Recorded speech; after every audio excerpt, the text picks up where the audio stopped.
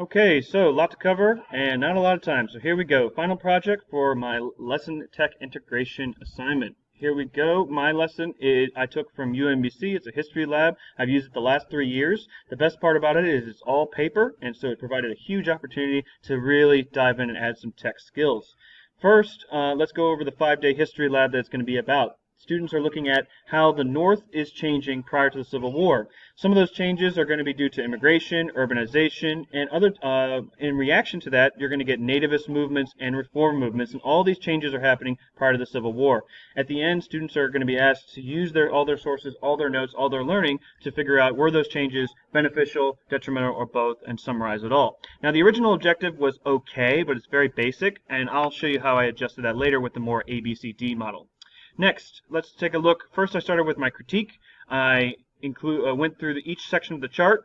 Overall, the strengths of the original lesson was I love the day-to-day progression. I didn't change that. I like the questions that they used throughout. I really like the primary sources. Those were really solid. I didn't change those at all. And then finally, the summative assessment is solid, so I kept most of that with little tweaks I'll show you in a little bit. The biggest weaknesses were poorly written objective, needs to be a little bit more measurable, lack of technology use, and lack of UDL integration. Now, there is UDL snuck in there, but I decided just to start from scratch and make sure I have all three elements of UDL in there. So, for the new objective, by the end of the 5-day history lab, students in grade 8 American history in Mr. Richards' classes will conduct an historical investigation using primary and secondary sources in order to summarize, using appropriate evidence, changes occurring to the northern cities between 1820 and 1850. Really good model, really measurable. This is not the one I would use with the students, though, because BCBS requires the I can statements, so I'm going to use one that's a little bit more student-friendly, which you can see down here, which just summarizes the one on the top. On day one, they start with immigration. Now, each day they're going to be using blend space, which is really nice because I can put all the primary sources documents on there. It's a lot easier than having them have 12 sources in their binder, which they highlight and annotate. This streamlines everything. Next year, I'm going to really do this because I can highlight the text, I can add notes to it, then they can save it and access it later at any time or even at home. On the end of the first day, I'm going to use Padlet, which they can access Padlet anytime throughout the day, so they can identify push and pull factors for immigration for Germans and Irish, and then use their formative assessment with Edmodo. One of the best things about this assignment was to see how much increased collaboration and communication I could put into the lesson for students, and a lot of that was tech-based, using things like shared office documents, Edmodo, discussions, things like that. On day two, we look at urbanization, where we would start with a Kahoot activity, which would review those push and pull factors from the previous day to see how they're doing with that. The students always love Kahoot.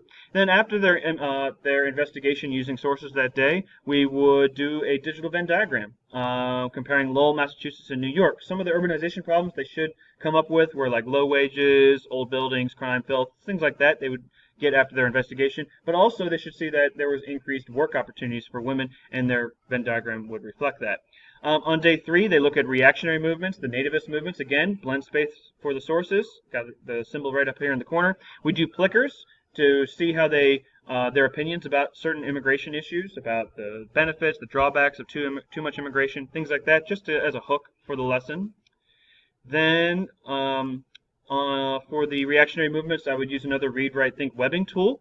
So while they're reading their sources, they would answer these three questions over here on the right and then add stuff to their web digitally, which is nice. Again, one of the best things was taking down this paper, making it more interactive. The interactive nature of the note-taking makes it more engaging, and then they can save as PDFs, which is really, really great. Day 4, reform movements. This is one of my favorite parts of the lesson, and I'll get to it in just a second. First, we would use Edmodo again. What would you change at Dumbarton Middle? Nice little hook there. Students can reply to each other in Edmodo. And a little side note, next year it's when they use Schoolology. They are going to be able to do discussions right through that. A little bit of Quizlet at the end for some vocabulary. But the best part of it is this collaborative jigsaw activity where students would go to expert groups and use an Office 365 to add their notes. I love it. Finally, they get to their summative assessment. I added a new summative assessment where they can use Weebly.